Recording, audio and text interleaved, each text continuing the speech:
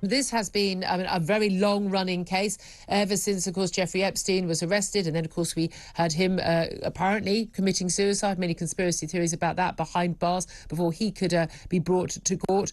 And then, of course, Ghislaine Maxwell on the run, and then very long wait for her trial. And then, of course, everything playing out in public and all through this. And, of course, seeing Prince Andrew paying off a woman, of course, who he'd never met, certainly hadn't sexually assaulted, £12 million. And now we're getting Ghislaine Maxwell sentencing.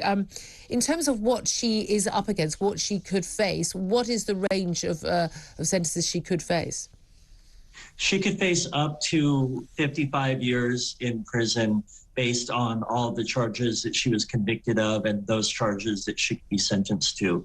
The range is the defense attorneys, her team is asking for no more than 5 years. The prosecution is asking for anywhere between 30 to 55 years, and probation, which is a wing of the court, is asking for 20 years, which was surprising. Yeah. I mean, 5 years, good luck with that, given the string of convictions that she did actually have for basically trafficking underage girls on a grand scale. And there were a number of women who gave evidence. Some were kept in anonymity. Others are some of the more familiar names. And it's interesting that the court today, the judge has decided that, A, sentencing will go ahead. There'll be an attempt to delay that. But B, that we are going to be hearing from the victims. How important are those victim statements in terms of the sentencing? Do they affect what the judges do? Very rarely. I think the judge usually has his or her determination predetermined before they go into the courtroom. And the victim impact statements are usually just a place for them to air out what they've been through. I've very rarely seen it make an actual impact in court. Yeah, I was thinking that could impact jurors perhaps more than, but of course sentencing is always done by the judges. We've been hearing reports that Ghislaine Maxwell has been on suicide watch. The prosecution have said, look, this is just trying to gain her sympathy, but that she has been under threat. She had to be put in isolation. Can you tell us more about that? Yes, well, the jail unilaterally put her on suicide watch. She was informed of that by the jail. Her defense attorney said, look, she's not suicidal.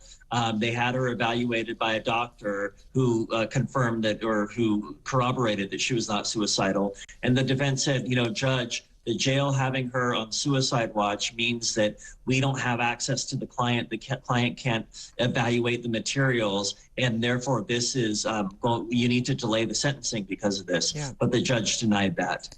And we know that she is, of course, hoping, I mean, her defenders are asking for as little as 5 years. I think that's very, very unlikely given the range of convictions she's had. But she is hoping to not get life. She gets, is it 15 years or lower? She could then be moved to a less, lower security jail and perhaps have a sort of slightly better life behind bars, or, as she's hoping, to be transferred to the UK to serve out her prison term here.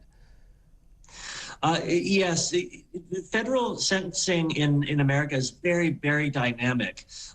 So we know the range here, and the range is, anywhere between, no more than 5 to up to 55. Probably the judge is going to err on the side of, I would say 35 to 40 years, if I were to bet. That's where the judge is going to put this. She's 60 years old. Basically, that is a life sentence for her.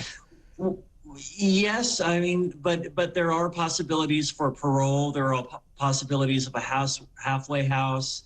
But all that is very dynamic and a very fluid process. That part is very unpredictable. I mean, there's still an awful lot of anger that we never saw Jeffrey Epstein come to court. Been huge payouts from his estate, tens and tens of millions of dollars going to the alleged victims, the victims. We know that some of few have come forward to be named. Many others have never been named in the public eye. I do think Virginia Giuffre has been an incredibly brave person to have come forward with the claims that she has made.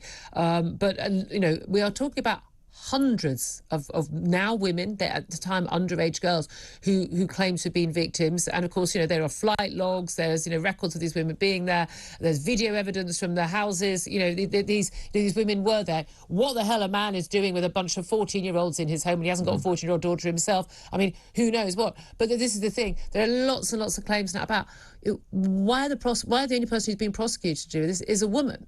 when, she's clearly done evil, awful stuff.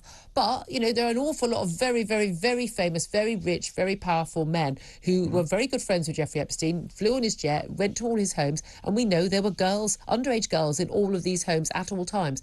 Do you think we're going to see more prosecutions? If justice prevails, we will, certainly. I mean, the Johns, the people that were providing the money for these services are, just as much to blame as the person providing the services, much less their assistant. So, yeah. Yes, I mean, it does seem lopsided that the female, like sort of the manager, the assistant, the sidekick to the main perpetrator. She's the only one to end up being prosecuted, indeed. Joseph Tully, California criminal defense attorney, thank you very, very much indeed for joining us.